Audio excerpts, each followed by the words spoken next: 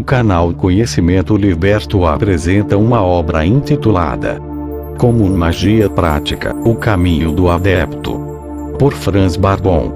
Parte final. 10º grau.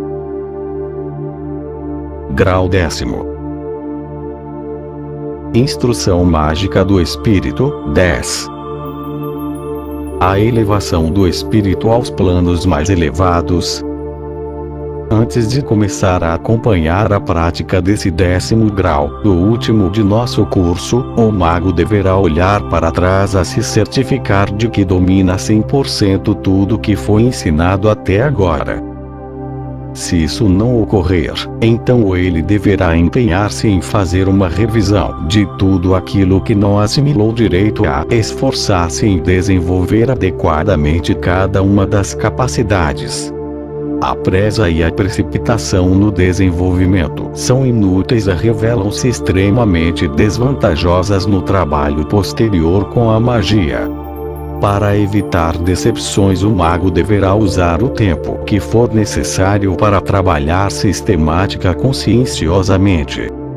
Deve saber que esse último grau já representa o final de seu desenvolvimento mágico no que se refere à primeira carta do tarô, para a qual ele precisa estar preparado se quiser prosseguir com trabalhos mágicos mais elevados, descritos nas minhas duas obras subsequentes, De Praxis der Magischen Evocatio, igual à prática da evocação mágica. A der Schlüssel zur wahren Kabbalah, igual à chave para a verdadeira Cabala. Caso surjam lacunas em seu trabalho, o mago jamais conseguirá dominar as forças superiores. Não é muito importante para ele assimilar esse curso em etapas alguns meses antes do previsto ou alguns meses depois. O principal é que ele não perca de vista a sua meta de ir sempre em frente até alcançar as mais iluminadas alturas do reconhecimento divino.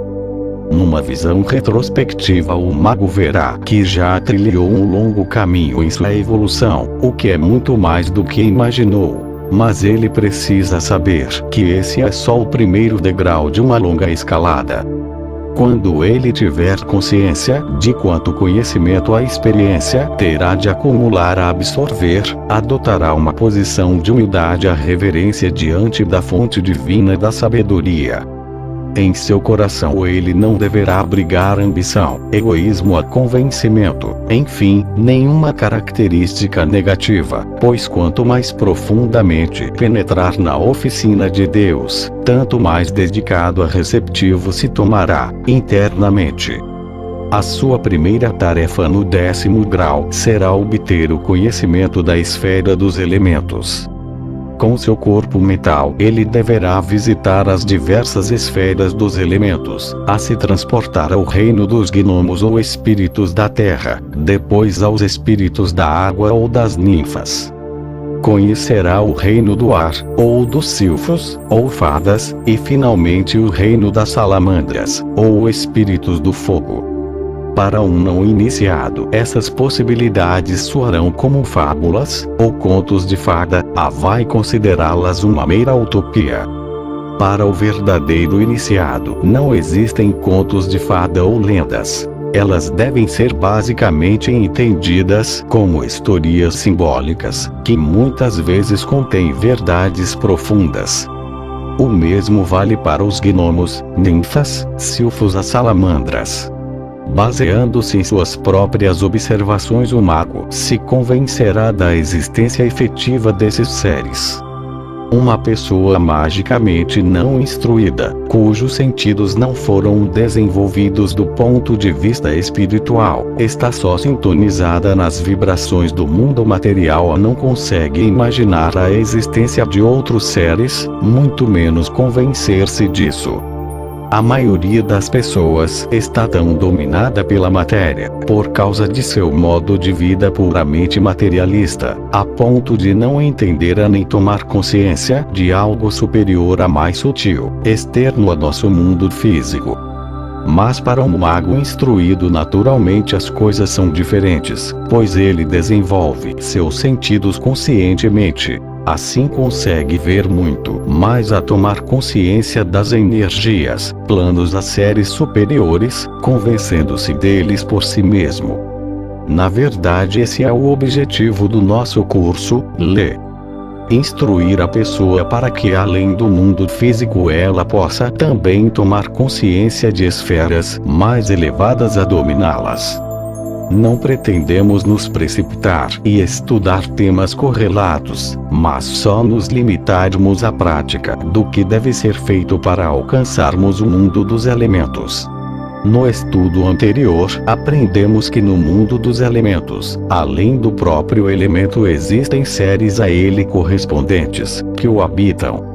A diferença entre uma pessoa e um ser do elemento consiste no fato da pessoa ser constituída de 4 ou de 5 elementos, que a dominam, enquanto que o ser do elemento é composto somente do elemento puro que lhe corresponde. Pelo nosso conceito de tempo, esses seres possuem um tempo de vida bem mais longo que o nosso, mas não um espírito imortal. Geralmente um ser desses dissolve-se depois novamente em seu elemento. Deixaremos de lado as descrições dos detalhes, pois o mago poderá conhecê-lo sozinho em suas experiências práticas, o que será possível através da transposição de seu espírito. O mago deverá transportar-se ao reino dos elementos a promover um contato com o ser que o habita. Mais tarde ele até conseguirá dominar esse ser. A citação e a chamada de um ser desse tipo a nosso planeta material de modo passivo a ativo serão descritas em detalhes no capítulo correspondente à magia da evocação, na minha obra subsequente, intitulada de Praxis der Magischen Evocation, a prática da evocação mágica. Porém o mago deverá saber, sobretudo, que o reino dos elementos não é o nosso mundo material a que ele não conseguirá transportar-se para lá sem uma capacitação prévia. Um ser dos elementos só pode se comunicar com seu semelhante, a isso deve ser levado em conta. Um pássaro só consegue comunicar-se com um pássaro, assim também um ser dos elementos não se entenderá com um ser humano, mas só com um ser do mesmo elemento que o seu. Caso um ser dos elementos queira relacionar-se com um ser humano, ele terá de assumir a sua forma, as suas características, para se aproximar do homem como homem. O mago então entenderá o porquê dos exercícios de transformação por ele realizados nos graus anteriores. Um gnomo jamais entenderá um homem, a vice-versa. Durante a operação o mago deverá transformar-se num gnomo, ou o gnomo num homem. Portanto, antes de penetrar no reino dos espíritos da terra, o mago deverá assumir a forma de um gnomo. Se ele não tiver ideia de como é a aparência de um gnomo, deverá tentar ver a sua forma através da clarividência, no estado de transe ou através do espelho mágico. Ele saberá que os gnomos são homens bem pequenos, semelhantes aos duendes das histórias infantis. Geralmente eles têm longas barbas a capuzes, cabelos compridos, olhos cintilantes, e usam uma pequena túnica. Desse modo, ou semelhante a isso, é que o gnomo será visto pelo mago no espelho mágico. Ele poderá ver também que todos os espíritos da Terra carregam uma pequena lâmpada, de luminosidade variável, usada para guiá-los no reino subterrâneo. Depois de se convencer da forma do gnomo através da visão do espelho mágico, o mago só precisará assumi-la em seu espírito, portanto no plano mental. Além disso, ele terá de identificar-se com o elemento terra, carregar toda essa conformação com o elemento terra, sem qualquer represamento. O mago não precisará imaginar mais nada além de que está mergulhando no reino subterrâneo, portanto, para dentro da terra. Isso lhe proporcionará uma sensação de escuridão ao redor. Através da imaginação, ele deverá visualizar uma lâmpada com uma luz maravilhosa, que romperá toda a escuridão. Em suas tentativas iniciais nem perceberá muita coisa, mas depois de repetir as experiências algumas vezes, ele se acostumará de tal forma à escuridão que tomará consciência de seres com seu próprio formato, principalmente quando a vontade de entrar em contato com eles é muito grande. Depois de várias tentativas, ele observará que os seres se tornarão cada vez mais nítidos, nos diversos trabalhos no reino da Terra, chegará a vê-los completamente.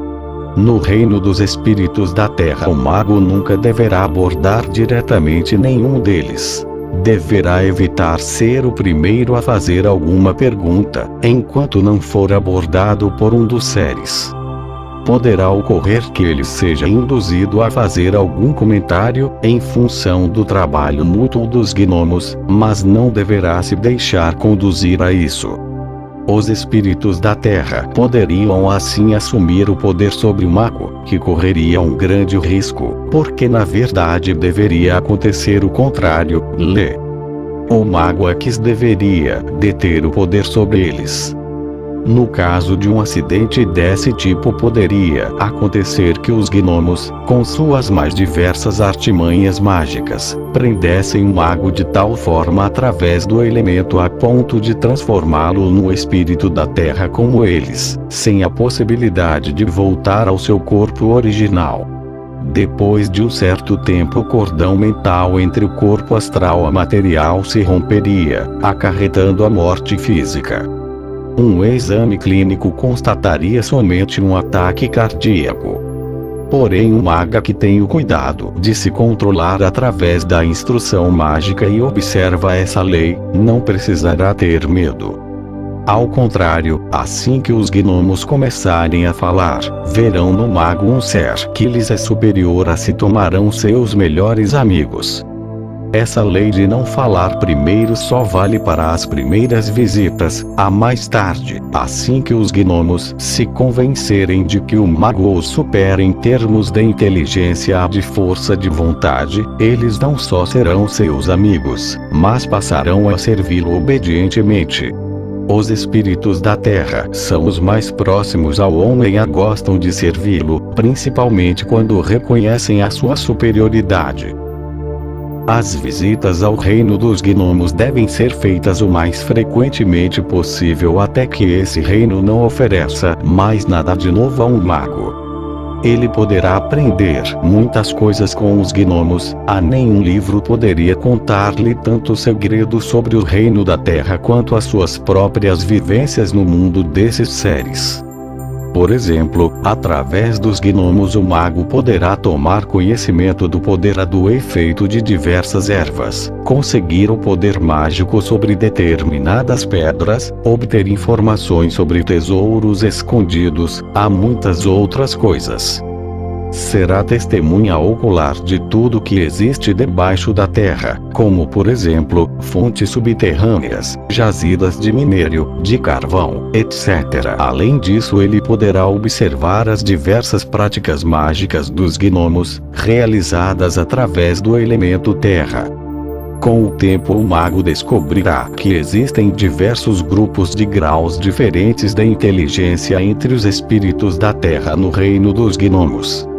Poderá entrar em contato com gnomos que são mestres no conhecimento da alquimia. Quando finalmente o mago sentir-se em casa no reino desses seres, tiver acumulado todas as experiências que os gnomos poderiam lhe proporcionar, ele passará a explorar o reino seguinte, do espírito das águas.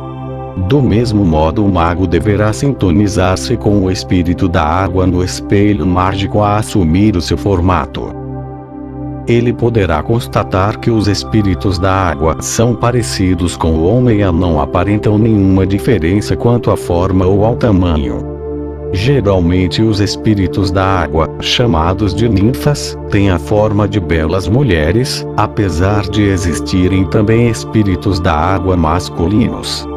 Por isso não é estritamente necessário, durante uma visita ao reino das águas, que se assuma a forma de uma mulher, e o mago só fará isso se tiver prazer em transformar-se imaginativamente numa ninfa. Uma vantagem disso é que ele não será perturbado pelas ninfas, pois além de serem muito belas, elas são muito insinuantes e sedutoras eroticamente. Assim que o mago estiver espiritualmente preparado, preenchendo-se com o elemento água, impregnando seu espírito com água, ele deverá se transpor a algum grande lago ou à beira-mar, o que preferir, a entrar espiritualmente no fundo da água. Aqui ele também não encontrará os espíritos da água logo ao chegar, mas através de repetidas tentativas com um desejo forte de entrar em contato com os espíritos aquáticos, ele acabará conseguindo atraí-los. No começo só encontrará formas de mulheres, que se movimentam na água com tanta liberdade quanto as pessoas. Será raro ele encontrar uma ninfa antipática, pois aqui também predomina uma determinada categoria de inteligência. Apesar de todas as donzelas aquáticas serem belíssimas, ele encontrará também algumas muito inteligentes, as assim chamadas líderes reais, providas de beleza e inteligência especiais. O mago poderá notar que esses seres não só exibem seus dotes habituais, mas também executam os mais diversos trabalhos. Seria inútil descrever tudo isso em mais detalhes, pois o próprio mago poderá convencer-se pessoalmente disso. Nesse caso também vale a regra de jamais abordar um ser em primeiro lugar. O mago deverá sempre esperar até que falem com ele ou perguntem algo. Ele poderá ficar conhecendo tantas coisas sobre o elemento água, através das líderes inteligentes com as quais entrará em contato, que poderá até escrever livros sobre o assunto. Além de ficar sabendo tudo sobre a vida dos peixes, das diferentes plantas aquáticas, pedras submarinas, etc., elas também falarão ao mago sobre as mais diversas práticas mágicas do elemento água. Mas ele deve ser advertido sobre a beleza desses seres, para não apaixonar-se a ponto de perder o chão sob os pés, pois tal amor poderia tornar-se um tormento para ele. Com isso não queremos dizer que ele não possa ter prazer junto a essas donzelas aquáticas, mas que ele sempre deverá ter em mente que a lei é o amor, mas o amor submetido à vontade. Uma donzela dessas poderia prender o mago com sua beleza sedutora, sua amabilidade e seu arrebatador erotismo, de tal modo que ele até correria o perigo de submeter-se a ela, o que o levaria à morte física. Muitos magos já sucumbiram a um amor infeliz desse tipo. É por isso que ele deverá ser forte, pois justamente esse reino da esfera dos elementos é o mais atraente. Se ele não conseguir refrear sua paixão, ficará totalmente submisso aos espíritos da água.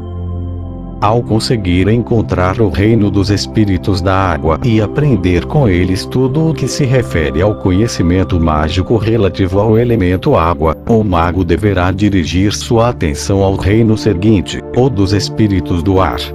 Ao contrário do reino aquático, cujos habitantes, as donzelas da água ou ninfas, gostam muito do contato com as pessoas, os espíritos do ar são muito esquivos à relação com os humanos.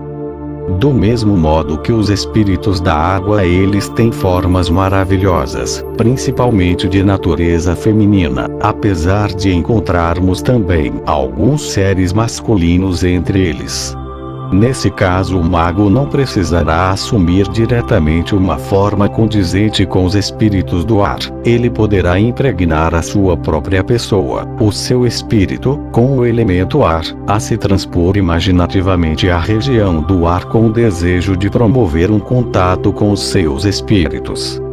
Depois de várias repetições, durante as quais ele não deverá perder a paciência caso não consiga o seu intento logo no início, ele deverá estar constantemente empenhado em ver esses espíritos a qualquer preço, algo que com certeza conseguirá.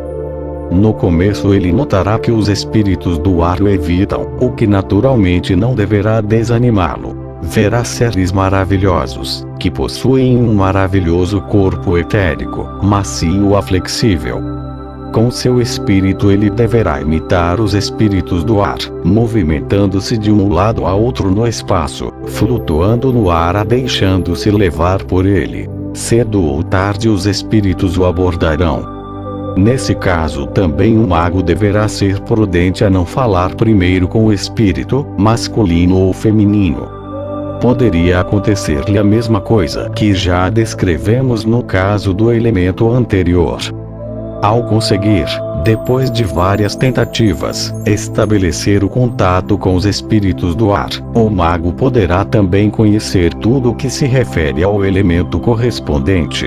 Descobrirá muitas práticas mágicas a segredos que uma pessoa normal nem poderia imaginar. Depois de conhecer bem o elemento ar a seus seres, a dominar todas as práticas mágicas a leis que lhe foram confiadas, o mago deverá passar a conhecer os espíritos do elemento fogo, e entrar em contato com eles. Sob certos aspectos, esses seres são parecidos com o homem, mas demonstram algumas particularidades que um homem normal não possui. Por isso é recomendável que o mago se certifique da forma de um espírito do fogo através da magia do espelho. Ele observará que os espíritos do fogo possuem um rosto menor do que o das pessoas, a um pescoço extremamente comprido e fino. Deverá então transpor o seu próprio espírito, imaginativamente, à forma de um espírito do fogo, carregando-o com o elemento puro do fogo, a depois entrar na esfera espiritual de uma cratera ou montanha de fogo, o habitat mais marcante desses seres. No elemento anterior, dos espíritos do ar, o mago pôde perceber que os seus espíritos estavam constantemente em movimento. Isso ocorre ainda em maior escala com os espíritos do fogo, que pulam o tempo todo, como as labaredas de uma fogueira. O mago não deverá esquecer o preceito básico de jamais dirigir-lhes a palavra em primeiro lugar. Lá também existem grupos de inteligência variável. A quanto mais inteligente for um espírito do fogo, tanto mais bela a harmônica será a sua forma. Os espíritos mais elevados dentre os espíritos do fogo parecem-se mais ao homem. Naturalmente o mago tentará estabelecer um contato com esses seres mais inteligentes. Aprenderá muitas coisas relativas à magia prática, enfim, tudo que se pode obter com o elemento fogo. Quando ele tiver conhecido bem os espíritos do fogo na cratera, ou seus respectivos líderes, conseguido estabelecer o contato com eles, aprendido tudo o que poderia aprender, ele poderá procurar aqueles espíritos do fogo que moram no ponto central mais profundo de nossa Terra. Esses espíritos possuem conhecimentos bem mais profundos do que os dos espíritos das crateras. Só quando o mago tiver adquirido todos os conhecimentos sobre o elemento fogo, ele poderá dizer que se tornou o Senhor absoluto sobre todos os elementos. Durante as visitas a todos os seres dos elementos, o mago se convencerá de que cada ser desses, por mais inteligente que seja e por mais conhecimentos que possua, é constituído por um único elemento, enquanto que o homem encarna em si todos os 4 elementos, além de um 5º elemento, o do princípio de Deus. Então ele compreenderá porque a Bíblia diz que o homem é o mais completo dentre todos os seres, foi criado à imagem e à semelhança de Deus. Por isso também é que se justifica a grande ânsia por imortalidade dos seres dos elementos, e a inveja que sentem dos homens por esse privilégio.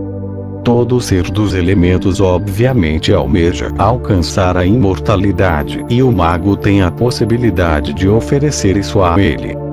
Não seria possível para mim aqui descrever em detalhes como isso pode ocorrer, mas qualquer mago terá uma intuição tão boa que poderá descobri-lo por si mesmo.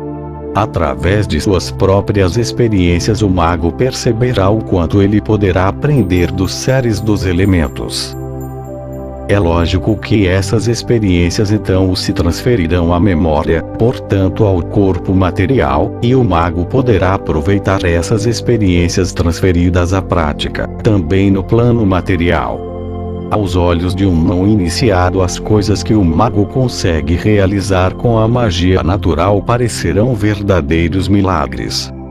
Depois de mais esse progresso do mago, e conhecer os 4 reinos dos elementos, dominá-los na prática através deles passar por ricas experiências, ele poderá conectar tudo isso com o aprendizado consciente junto a um mestre espiritual, um guru, ou espírito protetor.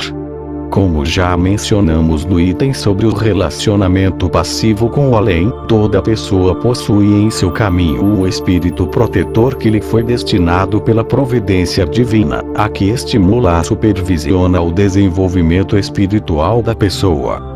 No relacionamento passivo, o mago entrou em contato pela primeira vez com esse espírito protetor. Através de sua clarividência conseguiu vê-lo no espelho mágico ou em estado de transe, quando almejou muito esse contato. Mas agora ele já chegou ao ponto de conseguir entrar em contato visual com o espírito protetor no plano mental. Não é difícil realizar isso na prática, pressupondo-se que o espírito protetor já não se deixou reconhecer antes por aquele mago que já domina totalmente o processo da viagem mental. A prática da ligação visível com o espírito protetor só exige uma coisa, que é elevar-se às alturas em espírito, verticalmente, como que apanhado por um redemoinho. Podemos eventualmente também imaginar o processo inverso, e não sermos elevados às alturas, mas ficarmos leves como o ar a sermos empurrados pela terra.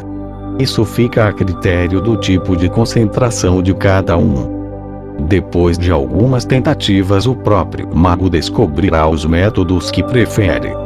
Assim que elevar-se espiritualmente, o mago deverá subir mais e mais, até a Terra parecer-lhe só como uma pequena estrela, a ele, flutuando no universo, totalmente distante do globo terrestre. Deverá concentrar-se no desejo de ser atraído para o seu guia ou de que este lhe apareça.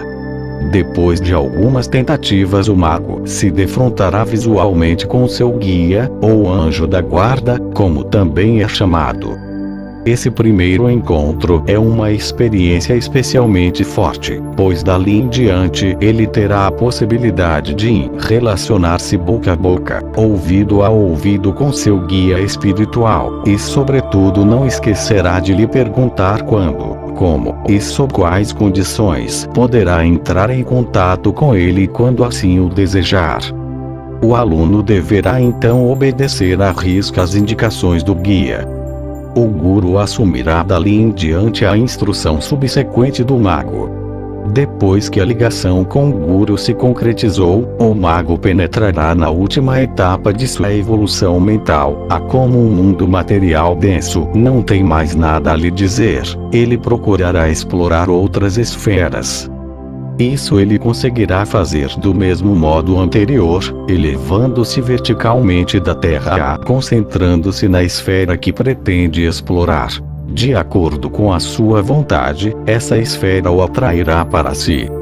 Como no seu espírito não existem os conceitos de tempo e espaço, ele poderá explorar cada esfera de imediato, sozinho ou acompanhado de seu guia. Segundo a árvore cabalística da vida, ele alcançará primeiro a esfera da Lua, depois, na sequência, a de Mercúrio, de Vênus, do Sol, de Marte, de Júpiter, a finalmente de Saturno. Em todas as esferas, ele encontrará os seres correspondentes e conhecerá na prática as suas leis a mistérios. Assim que o mago tiver conseguido visitar a dominar todo o universo, portanto o sistema planetário das esferas dos seres, a sua instrução mental estará terminada. Ele conseguiu evoluir até tornar-se um mago completo, um irmão da luz, um verdadeiro iniciado, que já alcançou muita coisa, porém ainda não alcançou tudo. Instrução mágica da alma. 10. A ligação consciente com seu Deus pessoal. Na parte teórica desta obra didática, eu citei o conceito de Deus, e o mago que já estiver bem adiantado em seu desenvolvimento poderá passar a ocupar-se da concretização desse conceito. Antes de começar a trabalhar nesse último parágrafo de seu desenvolvimento, o mago deverá examinar se ele realmente já domina totalmente a instrução da alma de todos os graus, se ele alcançou o equilíbrio mágico e enobreceu sua alma a ponto de permitir que a divindade more nela. Muitas religiões falam da ligação com Deus na prática. A maioria delas defende o ponto de vista pessoal de que quando se faz uma oração a Deus sob forma de um pedido, uma devoção ou um agradecimento, então já se consegue estabelecer essa ligação. Para um mago que até agora trilhou o árduo caminho do desenvolvimento, essa afirmação naturalmente é insuficiente. Para um mago, seu Deus é o ser mais elevado, mais verdadeiro e mais justo que existe. Por causa disso, logo no começo da iniciação, na sua evolução, o mago respeitou, obedeceu e seguiu a justiça relativa às leis universais, e é nessa justiça também que deve ser entendido o conceito de Deus.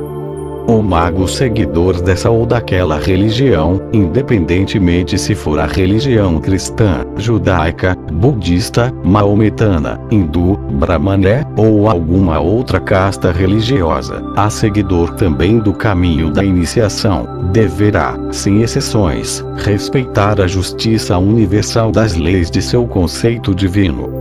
No seu ideal mais elevado, o cristão vai venerar o próprio Cristo e reconhecer nele as 4 características básicas, as 4 qualidades ou aspectos básicos que se manifestam na onipresença.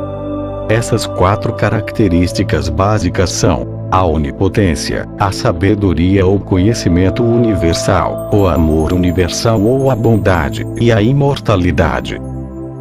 O mago nunca vai encarar o seu Cristo como manifestação provida de uma única qualidade, mas também, relativamente às leis universais análogas aos 4 elementos, venerá-lo como a divindade suprema. O mesmo vale para o adepto do budismo, ou qualquer outra doutrina religiosa. Quando o mago trabalha corretamente, torna-se amadurecido do ponto de vista mágico, ele passará a classificar seu princípio divino nesses 4 fundamentos, com suas características básicas, correspondentes aos elementos. Esses 4 aspectos básicos de sua divindade representarão sua visão divina suprema. A ideia de seu Deus não precisa estar ligada a uma pessoa viva ou que já a viveu, ela pode ser simbólica. Basicamente é indiferente se um mago imagina, como símbolo do seu Deus supremo, Cristo, Buda, um Deva, um sol, uma luz, uma chama, ou qualquer outra coisa. O que importa nesse caso não é a ideia em si, mas a qualidade que ele imprime à sua ideia. De qualquer modo, qualquer religião, visão de mundo tem de ser, para um mago, a ideia do conceito divino supremo, amoroso, precioso e digno de devoção, acima do qual não existe mais nenhum outro Deus. O seu relacionamento, ou ligação com a sua divindade, com o seu Deus, pode ser apresentado de 4 maneiras. 1. Do modo místico passivo. 2. Mágico ativo. 3. Concreto. 4. Abstrato. O verdadeiro mago deverá dominar todas as 4 formas, mas ficará a seu critério pessoal o tipo ou a forma que escolherá para sua ligação futura. A forma místico-passiva de ligação com Deus é a mais frequente entre os santos beatos, para os quais, no arrebatamento ou êxtase, revelou o seu princípio divino. Mas assim um mago não saberá de que forma Deus se revelou a ele. Então o tipo de revelação se expressará de acordo com sua visão suprema. Para o cristão ela terá a forma de qualquer símbolo fixo, como o formato do próprio Cristo, de uma pomba branca, do Espírito Santo, ou o formato de uma cruz. Mas isso não tem muita importância. O principal nesse caso é a qualidade ou característica da divindade que se manifesta à pessoa. O quão profunda, forte e penetrantemente Deus se revelará a cada um, depende da sua maturidade espiritual anímica. Esse tipo de revelação é vivenciado por todas aquelas pessoas que entram no estado de êxtase ou de enlevo através da meditação profunda ou da prece. Todos os místicos, teósofos, yogis, etc., veem nesse tipo de revelação divina o alcance de uma meta almejada. A história nos mostra muitos exemplos dessa ligação mística com Cristo, por isso não é preciso apresentá-las individualmente. O segundo tipo de revelação divina é a mágico-ativa, condizente com a maioria dos magos. O mago instruído tenta aproximar-se ou relacionar-se com a sua divindade através de invocações. Nesse caso também podemos falar de uma forma estática, porém esta não surge como um fenômeno paralelo, como no tipo de revelação anterior, mas foi induzida conscientemente, de grau em grau. Nesse método, ou tipo de revelação, o interior ou espírito do mago, eleve-se até a metade do caminho em direção a Deus. A Deus vem ao seu encontro pela outra metade. A invocação de Deus nesse método mágico ativo é teúrgica, verdadeiramente mágica, e o mago só deverá se permitir realizá-la quando alcançar de fato a verdadeira maturidade. O tipo de invocação fica a critério de cada um, pois não existem muitos métodos concretos. Tanto a invocação divina místico-passiva quanto a mágico-ativa poderão, por seu lado, ocorrer de forma abstrata ou concreta. A invocação concreta consiste em imaginar a divindade sob uma forma determinada, enquanto que a abstrata baseia-se na ideia divina abstrata das qualidades de Deus. A prática de cada uma das possibilidades de revelação do conceito divino é extremamente simples. Se o mago meditar sobre o seu Deus as suas respectivas qualidades, mergulhado em seu interior, portanto, no princípio do akasha, ou seja, em transe, e o tão esperado símbolo divino lhe aparecer durante essa meditação, então podemos falar de um tipo místico passivo de revelação divina. Porém, se através de sua meditação com imagens o mago invocar em si ou no exterior cada uma das qualidades de sua divindade, indiferentemente se são imaginadas numa forma concreta ou abstrata, então trata-se de uma invocação divina mágico-ativa. Quem já chegou até aqui em seu desenvolvimento não só poderá alcançar a ligação divina do tipo místico passivo, mas também a do tipo mágico ativo. Por isso é que dou preferência aos métodos das formas concreta e abstrata que o mago já consegue dominar. Um bom exercício prévio para a manifestação concreta da divindade consiste em colocar diante de si uma imagem, figura ou símbolo da divindade venerada. Então o mago deverá sentar-se em sua asana, fixar a imagem com tanta intensidade por tanto tempo até que, fechando os olhos, a imagem de Deus lhe apareça. E também, ao fixar a imagem de sua divindade, ele a verá depois várias vezes reproduzida numa superfície branca próxima. Essas visualizações da divindade são um bom exercício prévio, pois ele ajuda o mago a produzir o surgimento da imagem de seu Deus à sua frente.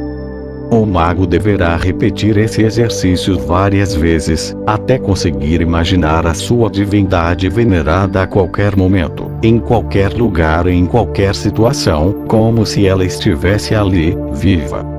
Só depois disso é que ele poderá conectar essa imagem com as respectivas características divinas. No início ele não vai conseguir ligar logo as 4 características básicas divinas mencionadas, as sobre as quais ele meditou nos graus anteriores, todas de uma vez, com a imagem formada. Por isso ele deverá dedicar-se a cada uma delas separadamente, uma após a outra. A concretização da característica divina na imagem idealizada é muito importante e deverá ser repetida tantas vezes até que realmente a divindade do mago, provida das 4 características, seja por ele percebida. Quando isso tiver sido alcançado, então o mago deverá pensar na imagem de sua devoção não como uma imagem, mas como alguém vivo, atuante e irradiante, com tanta intensidade como se o seu Deus, a sua divindade pessoal estivesse à sua frente, vivo e existente de fato. Essa é a assim chamada ligação concreta com a divindade, externa a si mesmo. Quanto mais frequentemente ele usar esse método, tanto mais forte e eficaz surgirá diante dele essa divindade, de forma visual e perceptiva. Assim que o mago sentir que tudo o que ele sabe sobre o conceito e a realização de Deus foi colocado na sua imagem invocativa, então deverá imaginar que essa divindade viva que surge à sua frente em todo esplendor, com todas as 4 características básicas, toma o seu corpo, portanto entra nele e assume o lugar da sua alma. Isso deve ser repetido pelo mago muitas vezes, até que ele sinta a divindade dentro de si com tanta força a ponto de perder a sua consciência pessoal a sentir-se a si mesmo como a divindade imaginada. Depois de várias repetições dessa unificação com a divindade, o mago deverá assumir as características concretizadas na imagem por ele idealizada. Então, não é mais o eu pessoal que atua através dele, mas a sua divindade. Ele vivencia a ligação divina concreta de seu Deus pessoal, não é mais a sua consciência, a sua alma, ou o seu espírito que falam pela sua boca, mas o espírito manifestado pelo Deus. Aí então o mago se liga com seu Deus, depois de muito tempo nessa ligação ele mesmo se torna Deus, compartilhando de todas as características básicas de sua divindade. O método da ligação divina concretizada é muito importante para a prática mágica subsequente, pois o mago deve estar em condições de ligar-se, desse mesmo modo, com qualquer divindade, de qualquer religião. Essa prática é necessária na magia de evocação e na teurgia, pois é a única forma de que o mago dispõe para promover a ligação com uma divindade a qualquer momento, a manter o ser subordinado sob a sua vontade. Para todos parecerá óbvio que desse modo o mago será capaz de ligar-se ao princípio divino com tanta força, que várias energias da divindade concretizada com a qual ele se ligou animicamente também se incorporam nele como característica, se já não estiverem ligados diretamente à imaginação. Em sua maioria essas características divinas são definidas, por nós iniciados, como capacidades ou energias mágicas, ou seres. Ao dominar bem a técnica da ligação divina concreta com a sua divindade imaginada, o mago deverá começar a concretizar a forma abstrata de ligação com seu Deus. No início ele poderá conectar a sua ideia a uma ideia auxiliar, como, por exemplo, a luz, ao fogo. Porém mais tarde isso também deverá ser deixado de lado. Ele não deverá projetar nada além da qualidade, primeiro externamente e depois internamente. Nesse caso também a qualidade da característica divina deve ser conectada primeiro ao órgão correspondente ao elemento, para que, por exemplo, a onipotência seja sentida abstratamente na cabeça, o amor no coração, etc. Através da repetição constante desse exercício poderemos nos identificar com a ideia abstrata de Deus de tal forma que não necessitaremos mais da imaginação de uma parte ou de uma região do corpo. poderemos conjugar as 4 características básicas numa única ideia que formará a conscientização interna de nosso conceito divino na forma suprema. Através da repetição frequente, a manifestação de Deus aprofunda-se tanto que chegamos até a nos sentir como deuses. A ligação com Deus deverá ser tão profunda que durante a meditação não deverá existir nenhum Deus fora ou dentro da pessoa. Sujeito e objeto deverão estar tão fundidos um no outro que não haverá nada além de "Eu sou Deus". Ou como diz o hindu em seus Vedas, Tatvamasi, isto é você. Ao chegar a esse ponto, um mago encerra o seu desenvolvimento mágico em forma astral, e nos exercícios seguintes ele só precisará aprofundar as suas meditações a fortalecer a sua divindade. O relacionamento com as divindades. Ao chegar ao ponto de conseguir ligar-se com qualquer divindade, qualquer inteligência, ou qualquer ser divino, o mago estará em condições de atuar na esfera desejada, não como mago, mas como Deus. Com isso termina para o mago a instrução mágica da alma do último grau. Não tenho mais nada a dizer sobre esse aspecto, pois o mago se tornou uno com Deus. Aquilo que ele expressa ou ordena, é como se o próprio Deus o tivesse expresso ou ordenado. Ele compartilha de todas as características básicas da divindade a qual está ligado. Instrução mágica do corpo. 10. Métodos para a obtenção de capacidades mágicas Brahma e Shakti. O conhecedor de outros sistemas de iniciação encontrará um certo paralelo deles com o meu sistema, pois na verdade todos os caminhos são iguais. Como exemplo mencionarei aqui o sistema hindu da yoga, que é condizente com os sistemas de mistérios egípcios por mim indicados. No Kundalini Yoga, o aluno é induzido, pelo Guru, a meditar sobre o centro Muladhara, que se encontra no cóccix, a realizar exercícios de pranayama. Quando examinamos mais de perto o simbolismo do centro Muladhara, concluiremos que esse centro possui a forma de um quadrado de cor amarela, com um triângulo vermelho em seu interior, dentro do qual se encontra um falo, o órgão sexual masculino, envolvido por uma cobra, que dá 3 voltas ao seu redor. O centro Muladhara é o primeiro centro, o mais primitivo a material, simbolizado por um elefante com a respectiva deusa preenchendo todo o canto do triângulo. Esse modo simbólico de expressão, chamado na Índia de Laya Yoga, é apresentado dessa maneira peculiar. Representa a chave da iniciação para o primeiro degrau na Yoga. Esse símbolo pode ser interpretado de várias maneiras, mas a explicação mais correta é que o quadrado representa a Terra, o triângulo as 3 pontas ou reinos, o mundo material, astral a mental, o falo representa a força e imaginação geradora, e a cobra o caminho e o conhecimento. O aluno já sabe que o princípio da Terra se constitui de 4 elementos, por isso não há necessidade de maiores comentários. O aluno de yoga deve sobretudo conhecer a dominar os 3 mundos, o material denso, astral anímico a mental espiritual. Portanto, o chakra Muladhara não passa de um diagrama de iniciação a corresponde à primeira carta do tarô.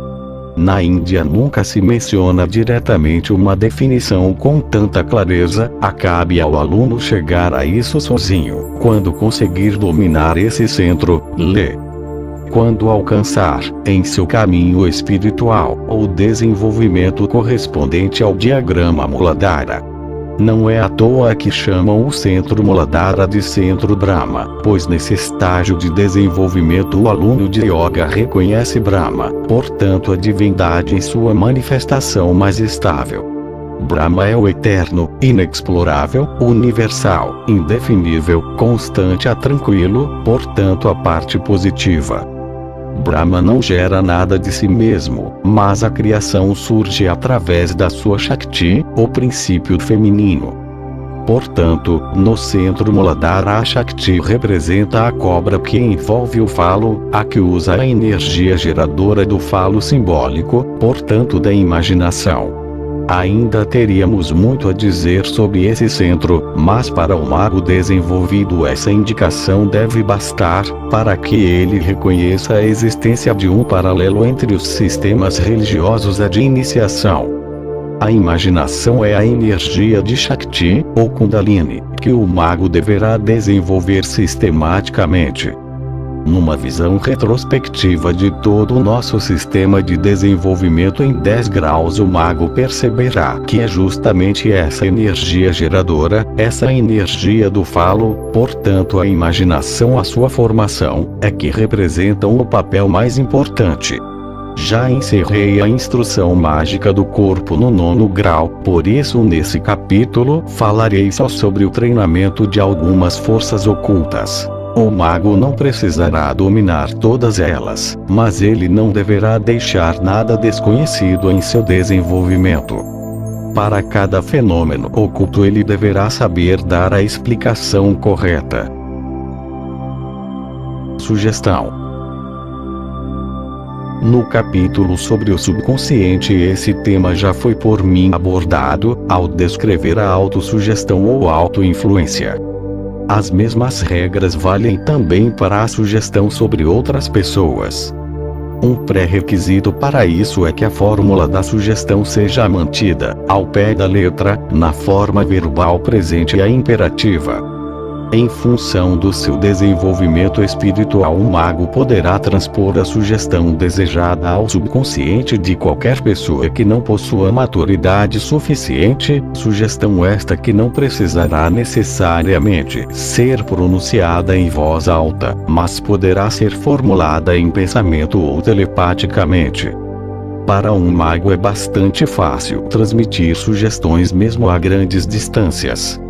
Isso pode ser feito de duas maneiras. Uma delas é procurar, com o espírito, a pessoa em questão, para influenciá-la sugestivamente, de preferência enquanto ela estiver dormindo. A outra seria desligar, através do akasha, a distância que o separa do sujeito a ser sugestionado. Nem preciso dizer que nas sugestões à distância um mago também poderá usar o espelho mágico. É óbvio que uma sugestão poderá ser dada de forma a surtir efeito só num futuro distante. O momento exato para que a sugestão surta o seu efeito também poderá ser transposto ao subconsciente do sujeito. Telepatia. A telepatia pertence ao mesmo grupo de fenômenos que a sugestão. Para um mago é uma brincadeira de criança transmitir seus pensamentos às pessoas, mas nisso ele deverá observar que os pensamentos não deverão ser transmitidos ao corpo ou à alma, mas só ao espírito da pessoa em questão. Ele deverá imaginar o espírito da pessoa. Deverá excluir o corpo material astral imaginativamente a ocupar-se só do espírito dela, ao qual transmitirá os pensamentos. Ficará a critério do mago transmitir ao sujeito se o pensamento é dele mesmo, do mago ou de outra pessoa qualquer. Tudo isso deverá ser considerado durante a transmissão. Não são só os pensamentos que podem ser transmitidos a curtas ou longas distâncias, mas os sentimentos também. O mago nunca deverá esquecer que com a ajuda de suas forças mágicas ele só deverá transmitir pensamentos positivos. Tenho certeza de que nenhum aluno ou mago fará mau uso dessa habilidade. Os pensamentos podem até ser sugeridos contra a vontade da pessoa. Como um mago domina os elementos, ele poderá desligar os pensamentos da pessoa que quer influenciar telepaticamente, a introduzir os pensamentos que considerar válidos. Hipnose. Um assunto semelhante à telepatia e à sugestão é a hipnose, pela qual uma pessoa é induzida a dormir à força, a lhe é roubada a vontade própria. Do ponto de vista mágico, a hipnose é condenável, e o mago deveria se especializar menos nesse campo. Mas com isso não queremos dizer que o mago não está em condições de induzir o sono em qualquer pessoa. A prática é muito simples. Através da sua vontade ou do fluido eletromagnético, o mago só precisará desligar a função do espírito para que o sono se instale rapidamente. Não é muito importante se para isso o mago utiliza a telepatia ou a sugestão. Ele poderá usá-las como meios auxiliares, mas não depende delas. Quase todos os livros que falam de hipnose recomendam o uso da telepatia e da sugestão. Alguém que domina essas forças não precisa de nenhuma das duas, pois no momento em que ele afasta o corpo e a alma do sujeito, em pensamento, portanto não lhes dá atenção, a desliga ou paralisa a vontade dessa pessoa através da imaginação, logo surge a ausência de consciência, ou o sono. Com isso o subconsciente é liberado e torna-se receptivo a qualquer tipo de sugestão. Justamente esse ato de violência, a intromissão na individualidade da pessoa, não é recomendável do ponto de vista mágico, e o mago só deverá recorrer à hipnose de qualquer tipo quando tiver uma intenção nobre, por exemplo, quando quiser transmitir ao sujeito boas sugestões, com um efeito excepcionalmente forte. Mesmo quando a pessoa desejá-lo expressamente, o mago deverá evitar hipnotizá-la. O verdadeiro mago evitará satisfazer qualquer tipo de curiosidade ou ânsia de sensacionalismo das pessoas, em relação a essas experiências hipnóticas. Em situações de grande perigo, o mago instruído poderá produzir uma espécie de hipnose do susto, paralisando, por alguns segundos, o espírito do rival, através de um raio de fluido eletromagnético. Mas naturalmente esse método só deverá ser usado em caso de extrema necessidade, o que será muito raro na vida do mago. Já se comprovou cientificamente que até os animais podem ser hipnotizados. Se um mago quiser hipnotizar um animal, caso haja necessidade disso, atingirá o lado instintivo desse animal, por onde se produzirá uma ausência imediata de consciência, mesmo no maior e mais forte dos animais. A hipnose em massa dos faquires. A hipnose em massa produzida pelos faquires e charlatães hindus não apresenta maiores problemas para o mago. Os faquires que se ocupam desse tipo de experiência às vezes nem sabem como esses fenômenos ocorrem, pois seu segredo é uma tradição, transmitida de uma geração a outra. Quando um determinado ambiente, lugar, etc., é carregado com o princípio do Akasha, todos os que estiverem no local ficarão impregnados. Esse princípio do Akasha passará então a predominar em cada um deles. Como o Akasha é o princípio das coisas primordiais, tudo que se coloca nele deverá concretizar-se. A hipnose em massa dos faquires, que forjam diversas cenas diante dos espectadores, é facilmente explicável baseada nessa lei. Dessa maneira até o mago conseguirá produzir uma hipnose em massa. Com uma palavra ou fórmula tradicional, o faquir chama o Akasha para o ambiente e transpõe a esse princípio as imagens que os espectadores querem ver.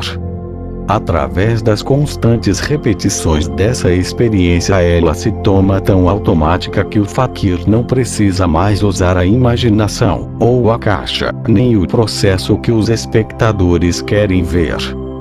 Basta que ele pronuncie a fórmula do Akasha para enfeitiçar as pessoas a em seguida pronunciar em voz baixa os tantras e frases curtas do processo desejado pelos espectadores.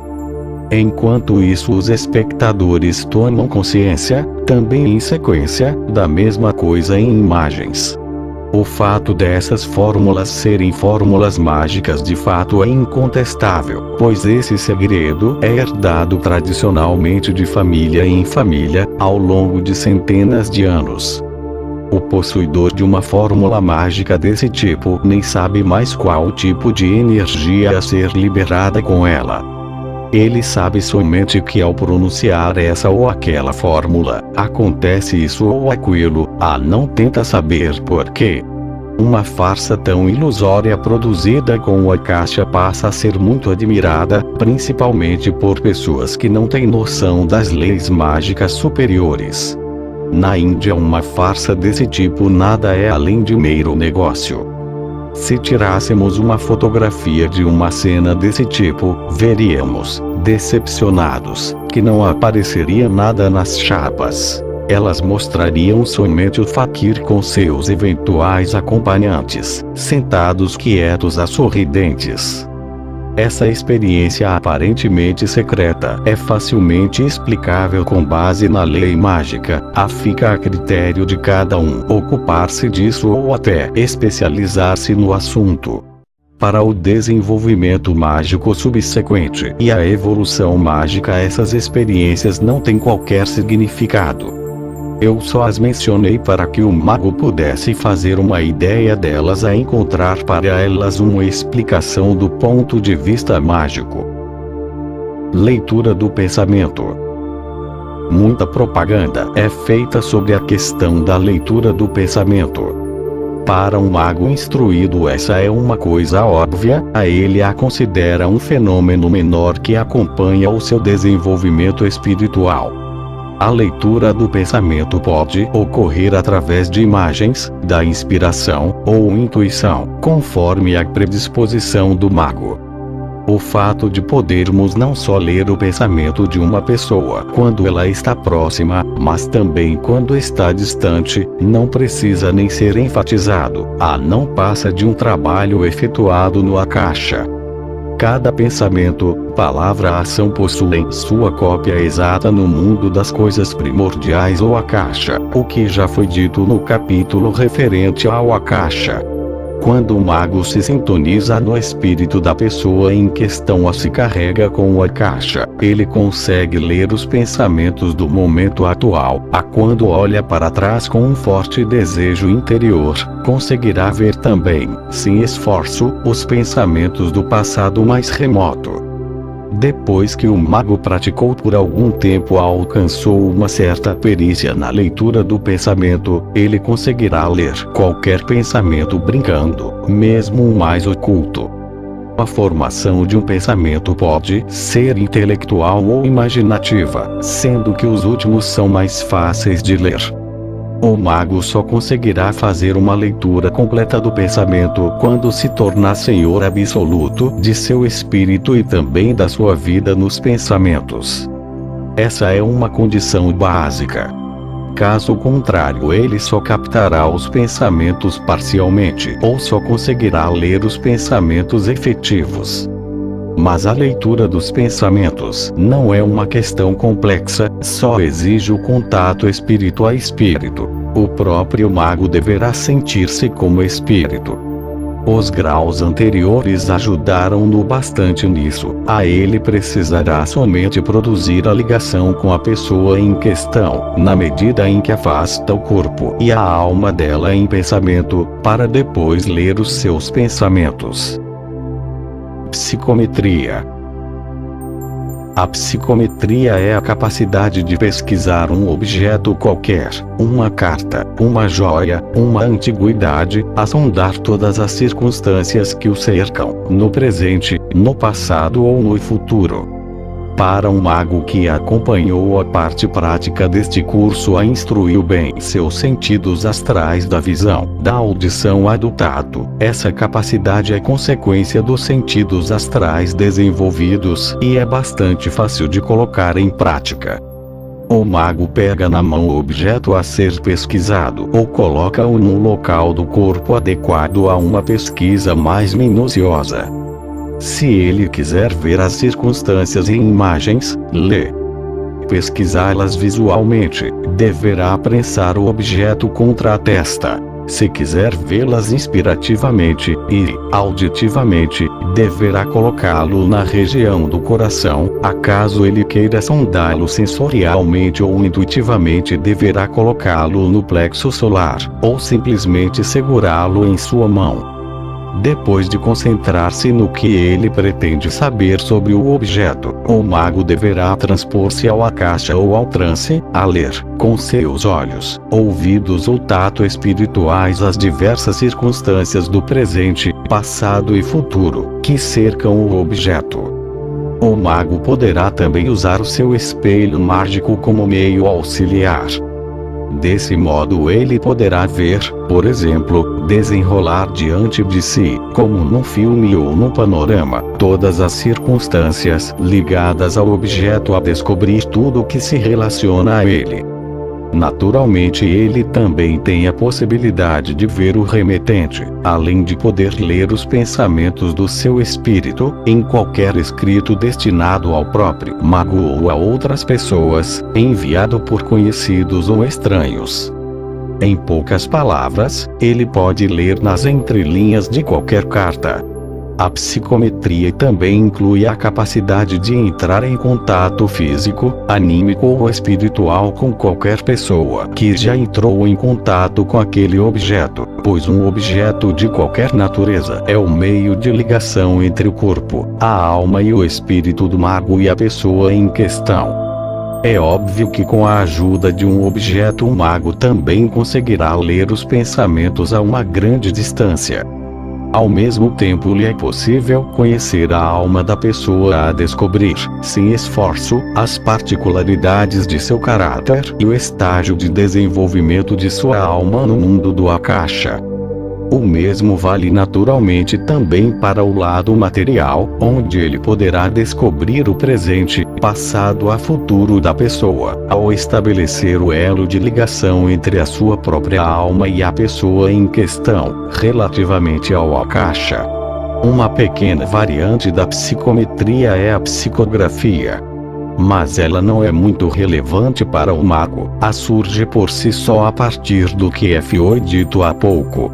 Além de possibilitar a pesquisa e a identificação do remetente de uma carta através do elo de ligação, em todos os aspectos a detalhes, o objeto pode servir também para promover a ligação com a pessoa em questão, a eventualmente influenciá-la espiritual, anímica, corporalmente. Podemos concluir então que a psicometria é uma capacidade menor derivada da nossa já conhecida clarividência. Influência na memória. Como já sabemos, a memória é uma característica intelectual de qualquer pessoa, cujos sentidos normais estão intactos. Mas ao mesmo tempo a memória é o receptor de pensamentos e de ideias do mundo mental, também do akasha. Nós sabemos que todos os pensamentos e ideias são transpostos ao akasha, e que a memória, através de sua característica receptiva, chama-os de volta à consciência. Depois que o mago se tornou o senhor no akasha, ele consegue influenciar a memória, de forma direta ou indireta. De forma direta ele conseguirá reforçar a memória através do elemento correspondente, ou do fluido eletromagnético, ou através da simples influência no subconsciente, usando a imaginação. Caso ele trabalhe sobre a memória, poderá também facilmente enfraquecer, desligar ou apagar dessa memória, ou da consciência, certas ideias, pensamentos ou lembranças, através da imaginação. A forma indireta da influência na memória é aquela em que o mago intervém diretamente nela através do princípio do akasha. O mago, que pode ver os processos de imagens a pensamentos de cada pessoa no akasha, poderá até deixá-los embaçados, através da imaginação, ou até destruir, enfraquecer ou separar a ligação entre as imagens do akasha e a pessoa em questão. Como desse modo o mago tem a possibilidade de roubar a memória de uma pessoa, devemos advertir a todos sobre o mau uso dessa capacidade. Alguém que leva em conta a ética em seu desenvolvimento mágico jamais se deixará induzir a uma ação desse tipo. O mago só deverá usar essa capacidade quando quiser enfraquecer ou apagar de vez as más experiências ou vivências que tenha deixado profundas marcas na memória de alguém. Nesse caso ele poderá fazer um bem, apagando da memória alguma mágoa do coração, má recordação ou desilusão que a pessoa não esteja conseguindo superar. Isso o mago poderá também fazer consigo mesmo, caso tenha sofrido grandes decepções a outros choques em sua alma, talvez anteriores ao seu desenvolvimento mágico, a que insistem em voltar à sua memória. Se ele conseguir apagar essas imagens do Akasha, elas jamais retomarão. Se ele conseguir dominá-las através da sua vontade, da autossugestão ou outros métodos, então ele não precisará efetuar essa intervenção drástica no Akasha para fazer sumir as imagens. O surgimento patológico da perda da memória pode ser explicado pela paralisia temporária da ligação com o mundo mental também com o Akasha. Porém esse estado já é uma desarmonia, uma enfermidade, uma perturbação do espírito, que aparece por si só em função de diversas causas, como por exemplo, algum trauma, susto, etc. A intervenção no Akasha. De acordo com o capítulo anterior, a memória é influenciada pelo Akasha, onde certas lembranças podem até ser apagadas. Além de poder agir sobre certas ideias a lembranças através da força de vontade da imaginação, o mago instruído consegue também apagar do Akasha as causas ali registradas, que atuam nele ou nos outros como influências do destino. Porém ele só deverá fazê-lo nas circunstâncias em que tiver motivos fortes e justos para isso. Caso ele apague uma causa produzida pela própria pessoa em sua vida, o mago deverá produzir outra causa que exercerá um efeito correspondente no destino da pessoa. Essa interferência no destino de uma pessoa, quer se trate do próprio mago ou de outra pessoa qualquer, nunca deverá ser feita por motivos levianos. O mago só poderá fazê-la quando puder justificar as suas ações diante da providência divina. A melhor maneira de apagar uma causa ou produzir outra, mais vantajosa ou não, é através de um volt eletromagnético, cuja execução prática foi descrita na instrução do corpo do 9º grau. Ainda existem outros métodos, mas todos eles se baseiam na vontade e na imaginação correspondente. Depois de uma certa avaliação, o próprio mago poderá determiná-los.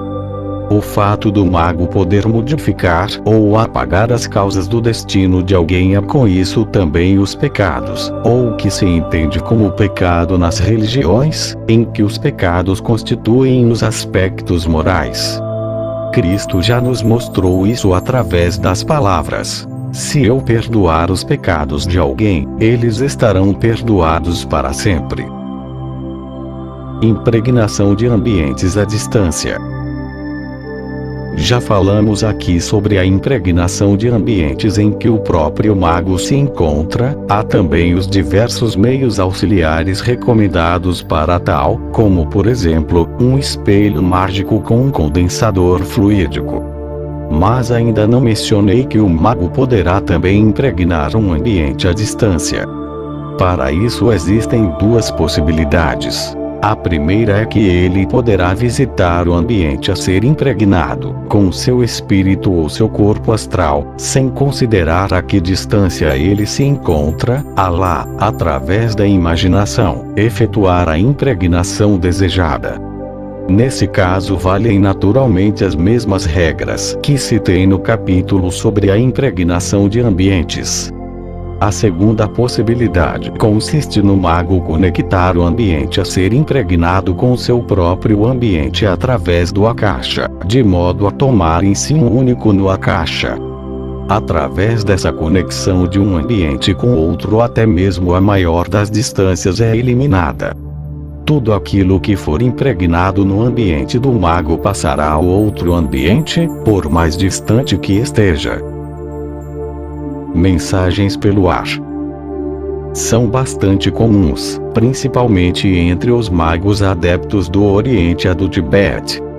Quando a distância entre uma pessoa e um ambiente, qualquer que seja a sua dimensão, é vencida pelo princípio do Akasha, em que A mais B, matematicamente a soma mais B. E o tempo e o espaço foram suprimidos. Podemos, nessas condições, quando estamos conectados com alguém, ler a transmitir pensamentos. Podemos também enviar a receber recados físicos, ao introduzirmos o fluido eletromagnético nesses dois polos conectados no Akasha, de modo que, por exemplo, frases ditas no ambiente do mago poderão ser ouvidas também fisicamente com nitidez no ambiente que foi conectado pelo Akasha. Quando a pessoa der a resposta no seu ambiente distante, ela poderá ser ouvida com tanta clareza no ambiente do mago como se estivesse lá, pessoalmente. O fluido eletromagnético deverá ser produzido exatamente como foi explicado no capítulo sobre a voltização, com a diferença de que não assumirá a forma de uma esfera, mas a forma do ambiente. Uma conexão eletromagnética desse tipo através do Akasha também permite que se fale em palavras a frases, depois transmitidas às mais longas distâncias. Essas palavras a frases também poderão ser ouvidas a captadas por pessoas não iniciadas nem instruídas magicamente. Através de exercícios contínuos, esse método de trabalho poderá ser tão materializado, fisicamente, que chega até a ter um efeito material, físico. Portanto, não se trata aqui de uma transmissão de pensamentos, mas de palavras físicas, o que na ciência é conhecido como emissão à recepção de ondas de rádio. O éter, no qual se movimentam as ondas vibratórias das palavras, é o princípio do Akasha, e a eletricidade necessária a esse processo é, no nosso caso, o fluido eletromagnético. Por experiência própria, o mago sabe que tudo que a ciência consegue por meios físicos, não importando as energias empregadas, se o magnetismo, o calor, etc., pode ser realizado de forma mágica.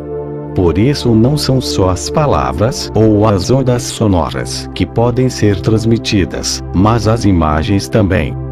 Num ambiente preparado magicamente através da imaginação, as imagens produzidas de forma visível, portanto materializadas, poderão ser vistas e captadas em todos os lugares por aquelas pessoas ligadas acusticamente com o ambiente emissor, portanto com o ambiente em que o mago trabalha. Veja a técnica moderna da televisão. É claro que hoje em dia, também ocorrem outras transmissões, como as de sensações, aromas, etc., a que podem ser concretizadas através do Akasha do fluido eletromagnético, até em distâncias muito grandes. Mesmo as interferências nos elementos podem ser transmitidas desse modo. O éter material ainda não foi utilizado em sua totalidade, e o futuro nos mostrará que podemos transmitir, não só ondas sonoras, como as do rádio ou imagens como as da televisão, mas também outros tipos de energia. Esse é mais um campo de trabalho da ciência. Tenho certeza de que nos próximos tempos também poderemos transpor ondas térmicas, o calor através do éter, e a grandes distâncias.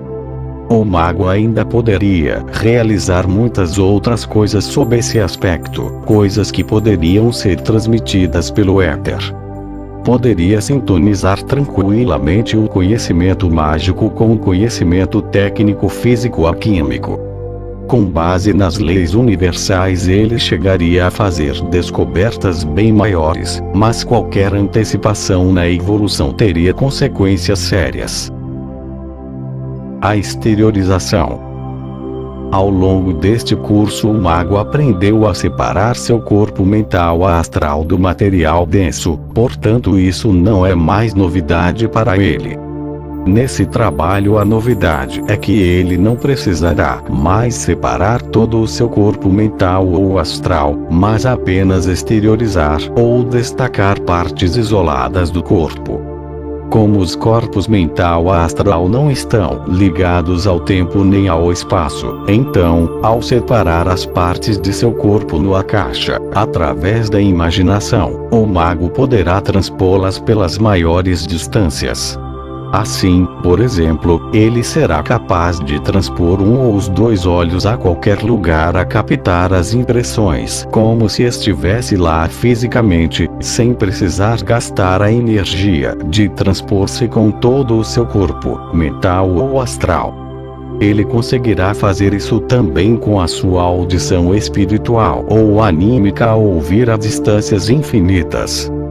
No início ele só conseguirá fazê-lo com o corpo espiritual, através da imaginação, só mais tarde com os corpos astral e mental.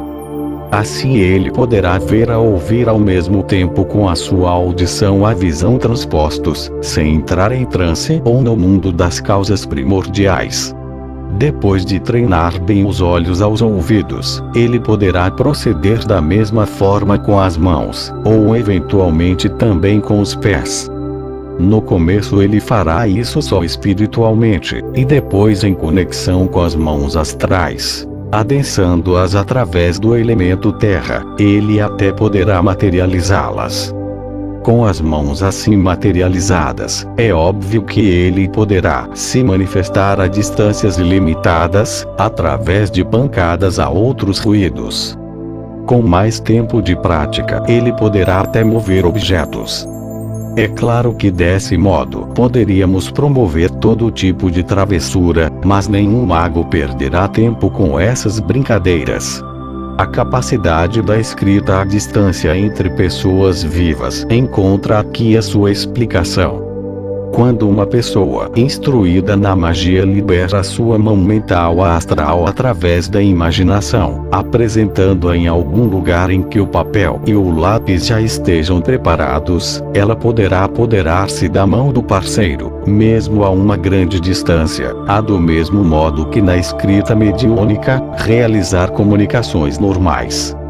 Através dessa experiência é possível até transmitir-se um manuscrito exato a um mago, a qualquer distância. Entre os iniciados, esse trabalho é chamado de escrita à distância entre pessoas vivas. Assim que o mago alcançar uma certa perícia na exteriorização das mãos e eventualmente também dos pés, de acordo com a sua vontade, ele poderá também, da mesma forma, transmitir os objetos à distância.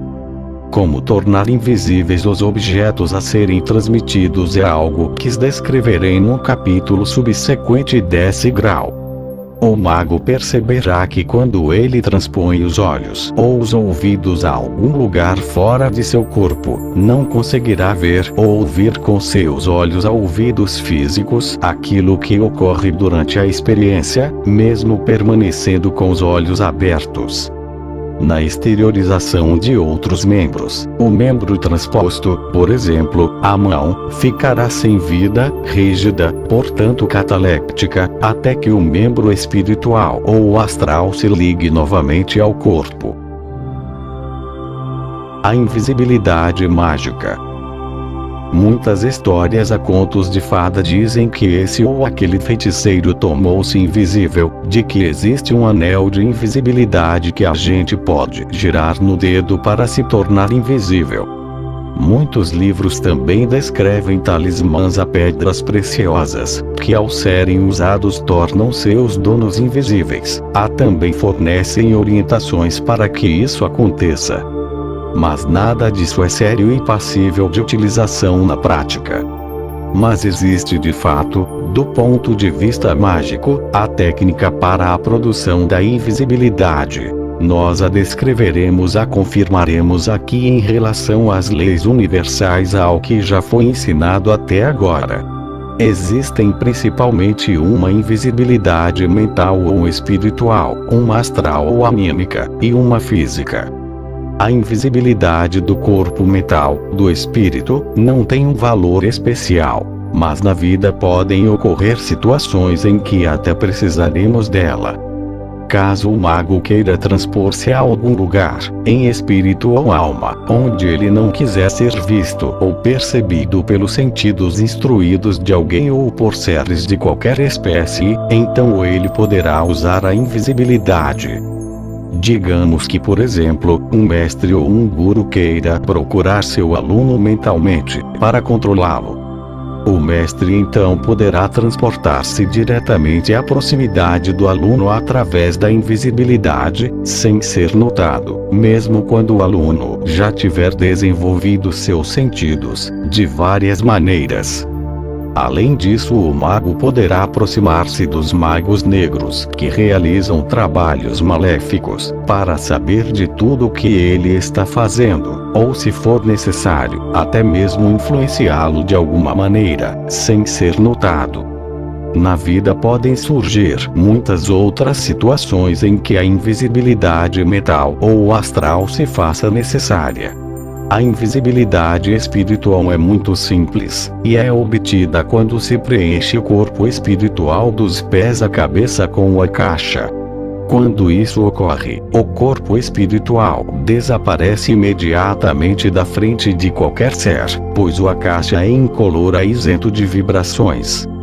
Se o espírito do mago quisesse agir em um dos planos mentais, o seu trabalho seria notado no princípio do akasha, e mesmo invisível ele poderia ser percebido através da clarividência, por causa da sua atividade. Para evitar isso, o mago deverá formar um invólucro negro ao redor de seu corpo, assim que terminar de preencher o seu corpo espiritual com o akasha. Não importa se ele escolheu assumir a forma de uma esfera ou de um ovo. O importante é que ele não se esqueça de fechar-se totalmente com a caixa também sob os pés e sobre a cabeça. Antes de deslocar-se invisivelmente a algum lugar, ele deverá concentrar-se na ideia de tornar sua atividade no akasha totalmente neutra, portanto sem ser registrada, e sem deixar vestígios ali.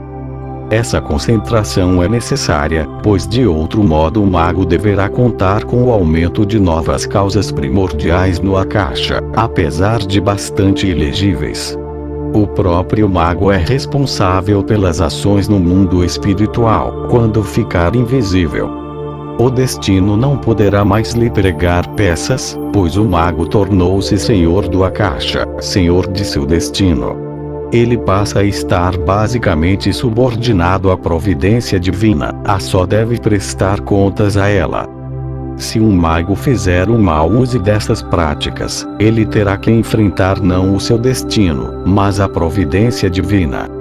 Se as suas ações provocarem uma influência negativa, o mago correrá o risco de ver a providência divina abandoná-lo. Ele passará a viver no universo como uma individualidade isolada, contando só consigo mesmo.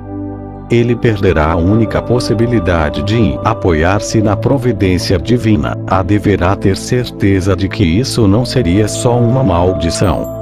Não teria mais ninguém para olhar por ele. Cedo ou tarde ele sentiria o abandono nitidamente. Estaria à mercê do declínio de toda a sua individualidade. O mago poderá imaginar bem o que isso significa do ponto de vista mágico.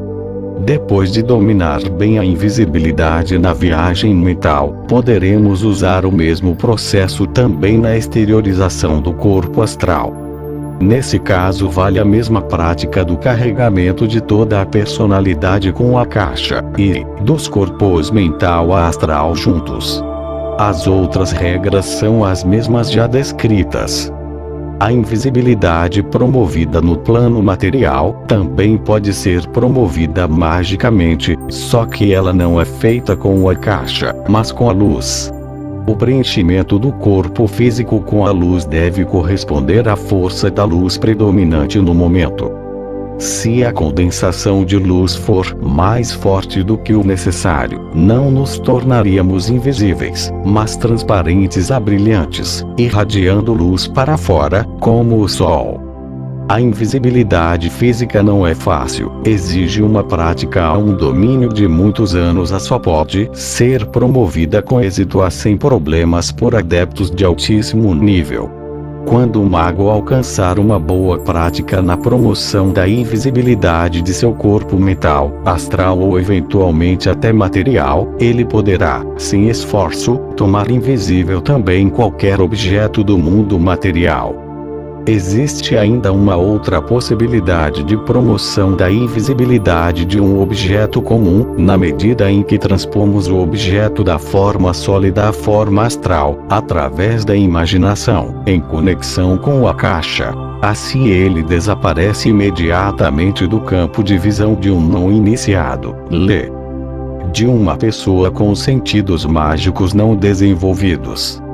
Um objeto transposto à forma astral pode ser transportado pelas maiores distâncias por um corpo astral, que pode ser do mago ou de outro ser qualquer, ou por uma parte do corpo deles, que pode ser a mão.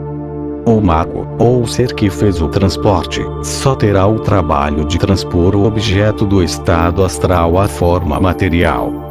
Esse transporte de objetos também é feito em ampla escala pelos médiuns espíritas, caso se tratem de fenômenos de materialização incontestáveis, que apesar de muito raros, são perfeitamente possíveis.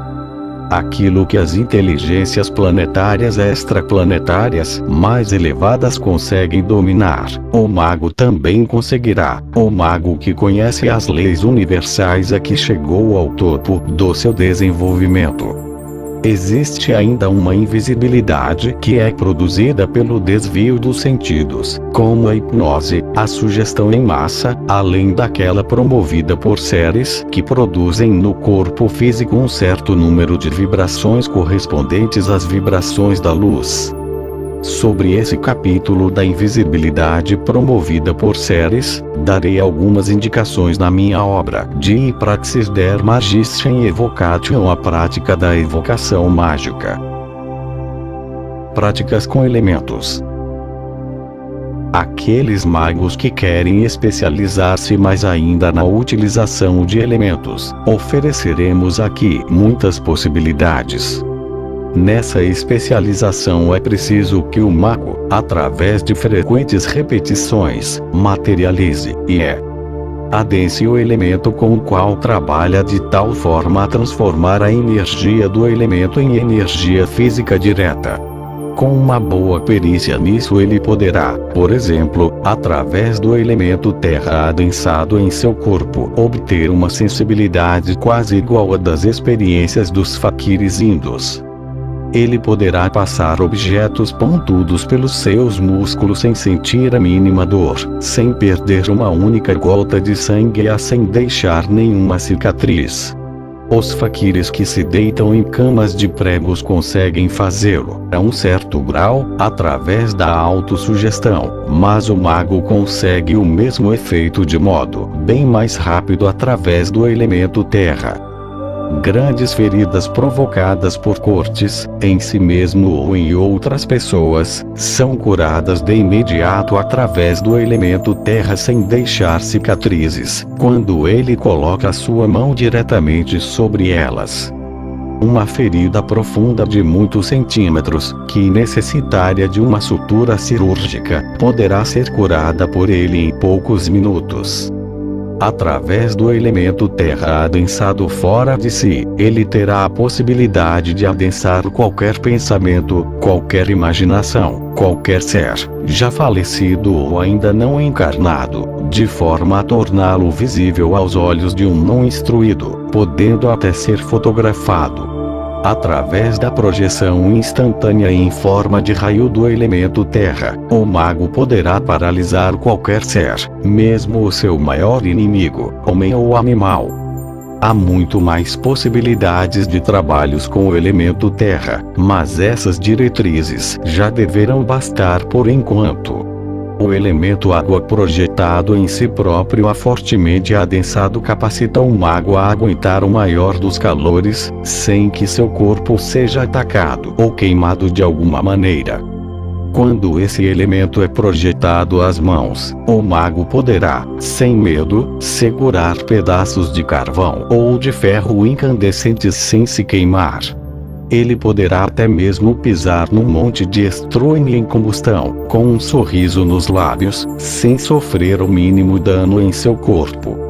Podemos exemplificar casos como esse através da citação bíblica em que um jovem colocado na fogueira permaneceu intacto.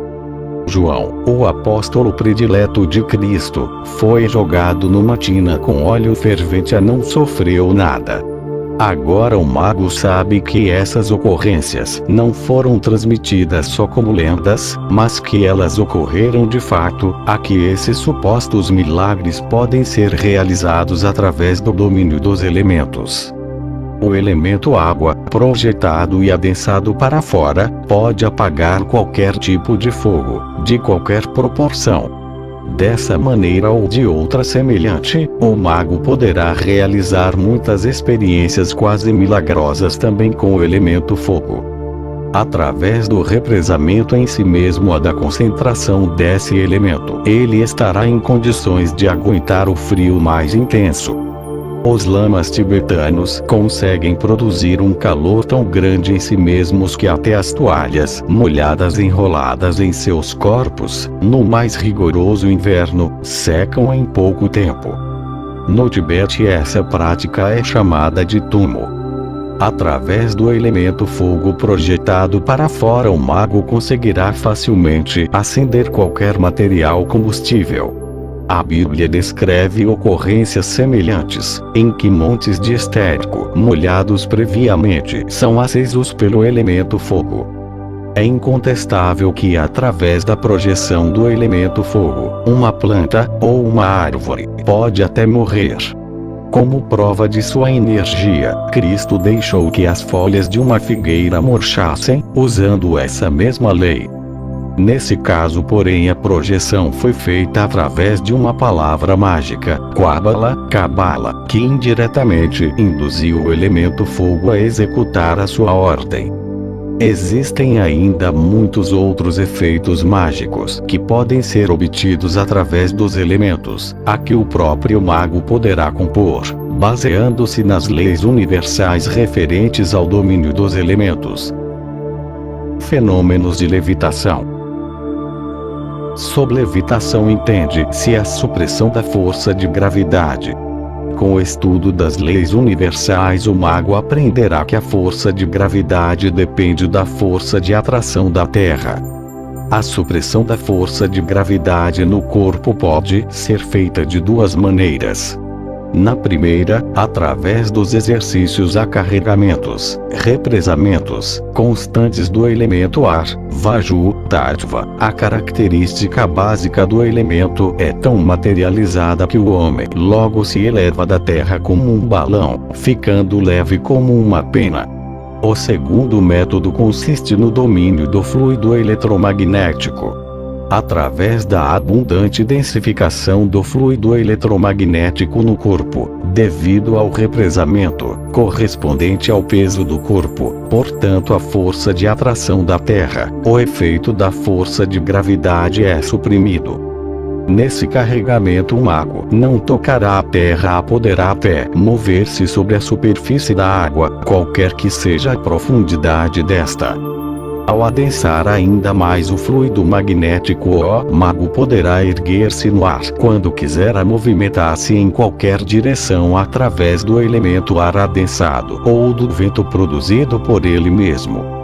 A velocidade de um transporte como esse pelo ar depende só da sua vontade. Muitos yogis dominam esses fenômenos de levitação, até a Bíblia nos diz que Cristo caminhou sobre as águas. Por essa descrição, podemos concluir que desse modo até mesmo os objetos às pessoas magicamente não instruídas podem ser induzidos a levitar pelo mago, quando ele assim o desejar. O represamento do fluido magnético para isso pode ser realizado do mesmo modo. através da imaginação instruída magicamente ou de outras práticas, como a cabala, os seres, os espíritos, etc. O desligamento do fluido elétrico do corpo e o excesso de fluido magnético podem ocorrer não só de modo consciente, mas também inconscientemente, como por exemplo em diversos médiuns espíritas em transe, também em sonâmbulos, ou lunáticos, nos quais o fluido elétrico é desligado através do transe e o fluido magnético passa a predominar. Os lunáticos também são tomados pelo fluido magnético, por causa de uma perda súbita do fluido elétrico, o que ocorre geralmente durante o sono. Muitas vezes já foi observado como esses lunáticos podem subir pelas paredes, leves como uma mosca, escalando pelos pontos mais perigosos da casa ou movimentando-se livremente de um lado a outro sobre um varal. A sobrecarga magnética durante o sono dos lunáticos é devida à influência da lua. É por isso que elas são chamadas de lunáticas. De qualquer forma, essa é uma desarmonia, uma perturbação do fluido eletromagnético, consequentemente um estado patológico, portanto uma doença. Uma pessoa assim só poderia ser tratada através da harmonização do fluido elétrico, que nesse corpo enfermo teria de ser fortalecido. Essa breve explicação sobre a levitação deve bastar ao mago, e se ele quiser poderá desenvolvê-la mais. É evidente que ele conseguirá produzir em si, em outras pessoas ou em objetos o fenômeno oposto, e uma força de atração ou de gravidade, ou peso, multiplicada.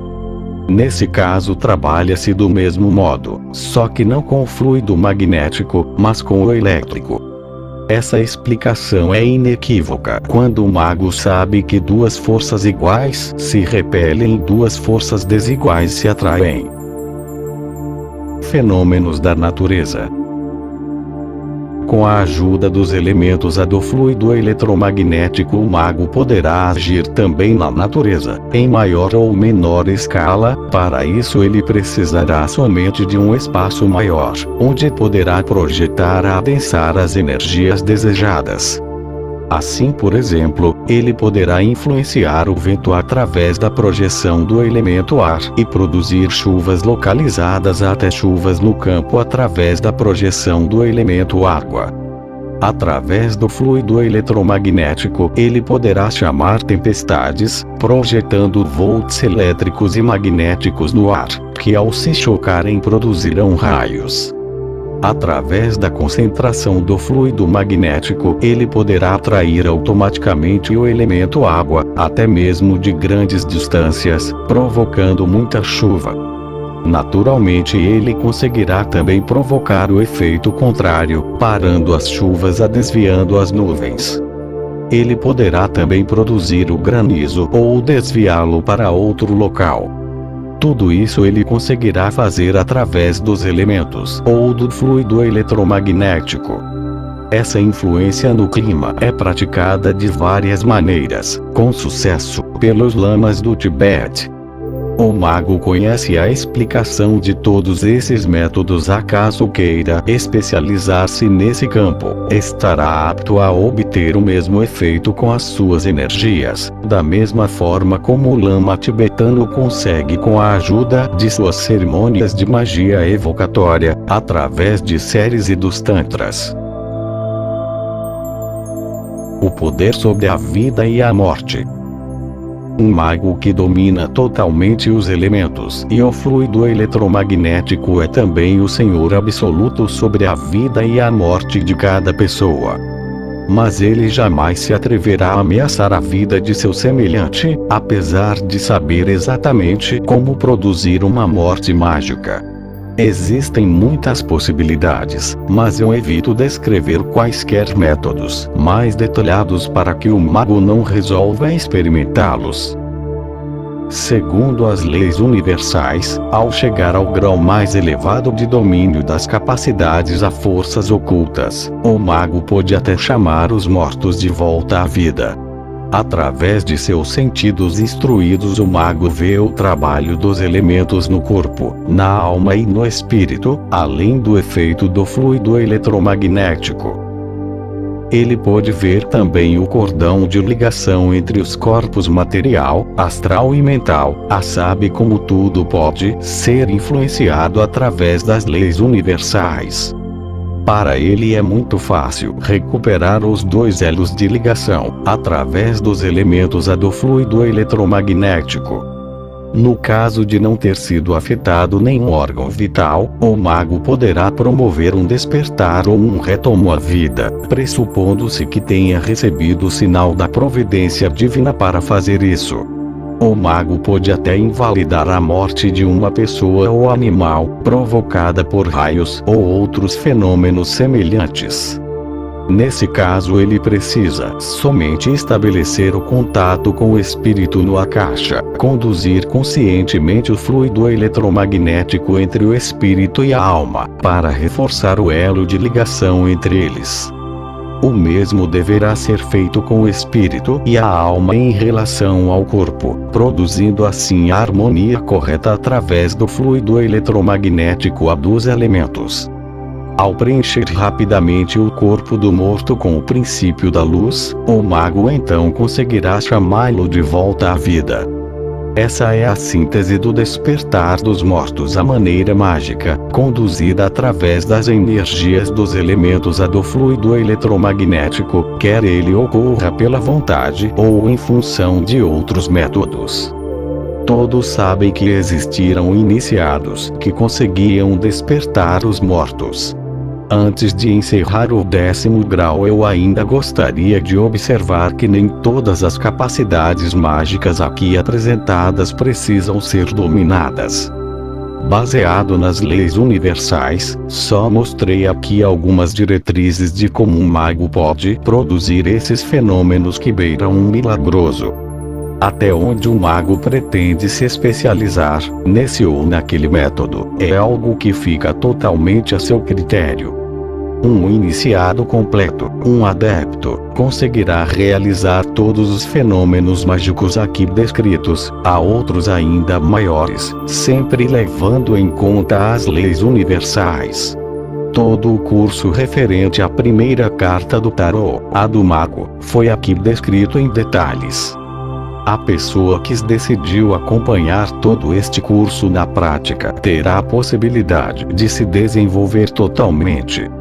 É impossível apresentar essa prática com mais clareza do que nessa minha descrição. Até hoje ela só foi ensinada confiada a alguns alunos eleitos, em templos de mistérios. Este curso em graus não poderá ser completado em pouco tempo. Poderá estender-se até a alguns anos. Mas o aluno sério não deverá assustar-se com isso, pois munido desse conhecimento, ele poderá penetrar totalmente na primeira iniciação. Por isso é que também a primeira carta do tarô, a do mago, é o portal de entrada à verdadeira iniciação. Muitas pessoas que até hoje ironizam a magia, mudarão de opinião depois de ler esta obra, pois a magia é algo muito diferente do que supõe a maioria das pessoas. É o conhecimento mais difícil da Terra, precisa ser dominado não só teoricamente, mas também na prática.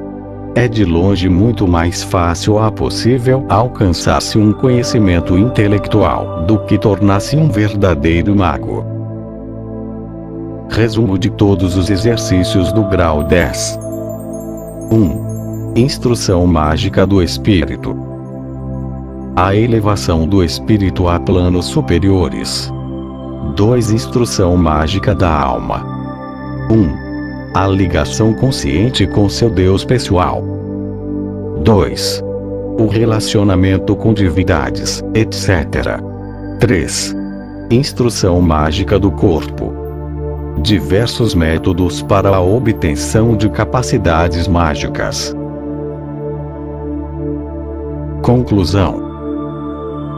Como mencionei na introdução deste livro, esta obra de iniciação não é um meio para um fim. Não se destina à obtenção de riqueza, poder, glória à fama, mas é um estudo sério sobre o homem, portanto sobre o microcosmo em relação ao macrocosmo, com as suas leis. Em consequência disso, o leitor poderá formar uma perspectiva totalmente nova sobre a magia, a nunca mais rebaixá-la à condição de feitiçaria e coisas piores. Naturalmente, cada leitor avaliará esta obra de iniciação de um ponto de vista muito individual. Uma pessoa de visão totalmente materialista, que não acredita em nada, que não sabe nada sobre o mundo sobrenatural, mas só conhece um mundo material, definirá esta obra como simples utopia. Não é função deste livro despertar alguma crença nessa pessoa ou conquistá-la, mudando a sua opinião, a convencendo-a a adotar outro ponto de vista.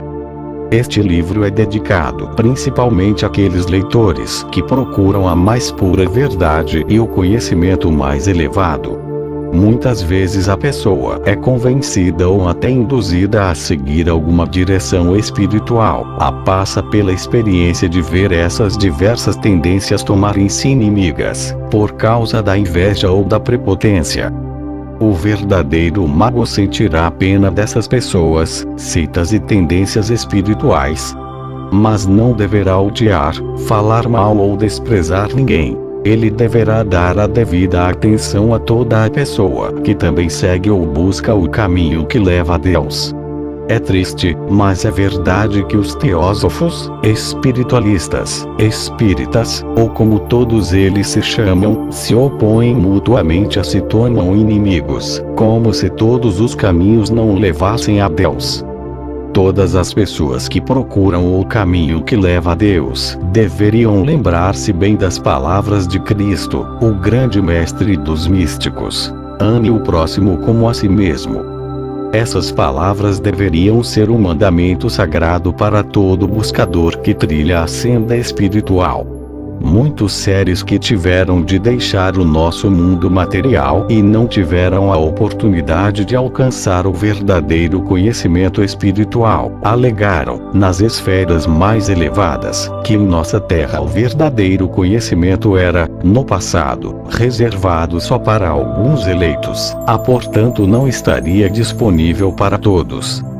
Por causa disso, os mistérios, ocultos por milhares de anos, são mostrados pela providência divina, gradualmente, a todo o habitante da Terra que realmente almeja saber a verdade e a obter o conhecimento. Os frutos do conhecimento não cairão do céu só através da leitura. A pessoa terá de conquistá-lo superando muitas dificuldades ou obstáculos. Muitos, talvez até a maioria, vão querer primeiro convencer-se da autenticidade das leis para só depois acreditar nelas, a decidir se enfrentarão o caminho da iniciação. O verdadeiro mago sabe que essa postura do homem está errada. Ele está convencido de que, para acreditar, a pessoa deverá primeiro ser instruída, formada através da iniciação. Com a simples leitura desta obra, poderemos obter o conhecimento intelectual, mas não obteremos a sabedoria. O conhecimento pode ser transmitido, mas a sabedoria só pode ser obtida através da experiência da vivência. Estes, por seu lado, dependem da maturidade espiritual de cada um, que também depende do desenvolvimento espiritual conquistado de forma prática no caminho da iniciação. Toda a pessoa que já leu algo sobre o tarô sabe que, além da primeira carta, em que os mistérios egípcios, o berço da sabedoria, é representado pelo mago, ainda existem outras 21 cartas, chamadas de arcanos maiores. E cada uma dessas outras cartas possui um sistema próprio de iniciação. Ao lado dos 22 arcanos maiores, ainda existem 56 cartas correspondentes aos arcanos menores, que também simbolizam os pequenos mistérios. Para cada uma delas há uma explicação a ser dada. Dependerá exclusivamente da vontade da providência divina dar-me a possibilidade de escrever sobre cada uma das cartas do tarô e publicar esses escritos. Depois do estudo minucioso desta obra instrutiva, o leitor se convencerá de que não se pode falar de uma magia branca ou negra. Aqui não existem diferenças entre magia, misticismo ou como se chamam todas essas ciências ou tendências. Na introdução também comentei que toda ciência pode ter finalidades malévolas ou benévolas. A ideia da existência de uma magia negra deriva do fato das pessoas não terem conseguido, até hoje, ter uma noção correta do que é magia. Em cada capítulo há seus respectivos métodos de instrução, repeti várias vezes que esse conhecimento só é destinado a objetivos muito nobres. Além disso, enfatizei sempre que ao longo do seu desenvolvimento um mago deveria enobrecer o seu caráter ao máximo se não quisesse parar na sua evolução, ou o que seria pior, retroceder. O enobrecimento da alma caminha lado a lado com a evolução e o desenvolvimento. Quem estiver só preocupado em adquirir capacidades a forças ocultas a vangloriar-se delas, terá feito um trabalho inútil, pois a providência divina permanecerá inexplorada em sua obra. Cedo ou tarde afastará do caminho essa pessoa que só almeja dominar as forças ocultas. As capacidades ocultas, consequência da iniciação, devem ser encaradas como parâmetros do desenvolvimento a só serem usadas para objetivos nobres, a ajuda aos semelhantes. Por isso deverão permanecer restritas ao mago verdadeiro. Quem trilhou o caminho da iniciação não precisa mudar a sua visão de mundo em relação à religião, pois a verdadeira religião já é a prática da iniciação aqui descrita. Toda religião poderá ser colocada em sintonia com esse sistema iniciático. Antes de entrar no caminho da verdadeira iniciação, cada um deverá testar a si mesmo para saber se pretende considerar a verdadeira iniciação como a sua prática religiosa, como a missão de sua vida, a que ele poderá realizar apesar de todos os obstáculos e dificuldades do caminho, que uma vez trilhado, nunca mais o deixará. É óbvio que as condições básicas necessárias para isso são uma perseverança, uma paciência quase uma sobre-humanas, uma vontade férrea e uma enorme discrição sobre os progressos realizados. A todos os leitores que querem se aperfeiçoar elegerão esta obra como o seu guia. Desejo muito êxito e a bênção divina. O autor. Fim do 10º grau. Fim do livro Magia Prática, o Caminho do Adepto, por Franz Barbon.